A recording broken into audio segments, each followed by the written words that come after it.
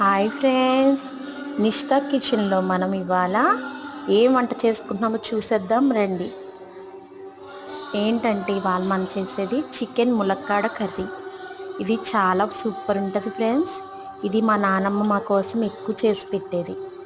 దానికోసం ఏం కావాలో చూద్దాం. పచ్చిమిర్చి, ఉల్లిపాయ, టమాటా, ములక్కాడలు, కరివేపాకు, ఉప్పు, కారం, పసుపు, అలాగే మసాలా మనం ప్రిపేర్ చేసుకోవాలి. పుదీనా, కొత్తిమీర, ఆయిల్ అండ్ వాటర్.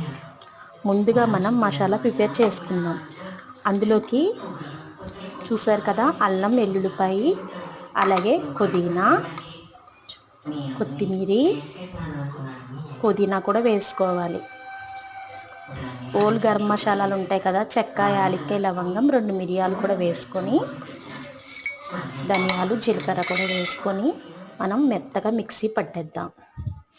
ఓకేనా. నెక్స్ట్ ప్రాసెస్, కళాయి పెట్టుకొని దాంట్లో ఆయిల్ వేసి ఉల్లిపాయలు, పచ్చిమిరపకాయలు బాగా వేపుకోవాలి.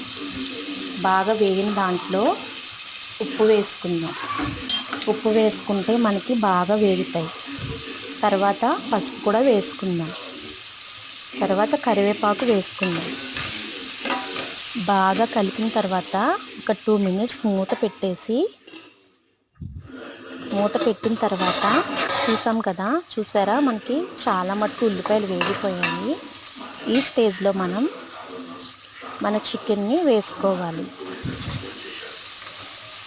చికెన్ వేసుకొని బాగా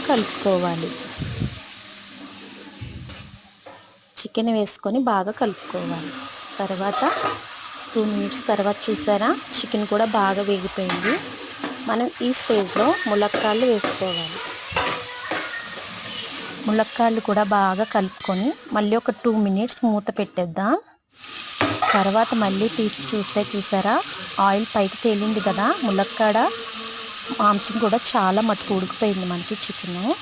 ఇప్పుడు తగినంత కారం, మనం మసాలా చేసుకున్నాం కదా, ఈ మసాలా వల్ల మంచి టేస్ట్ వస్తుంది. కొత్తిమీర, పుదీనా ఫ్లేవర్తో చాలా బాగుంటుంది ఫ్రెండ్స్. అది కూడా వేసుకున్నాం. ఒక 2 స్పూన్లు వేసుకోండి.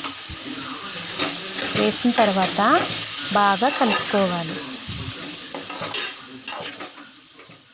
బాగా కలుపుకున్న తర్వాత అందులో మనం వాటర్ వేసుకొని, టమాటా వేసుకొని ఫైనల్గా మనం దించేసుకోవడమే. మన యామీ చికెన్ ములక్కాడ కర్రీ రెడీ. ప్లీజ్ ఫ్రెండ్స్, నాకు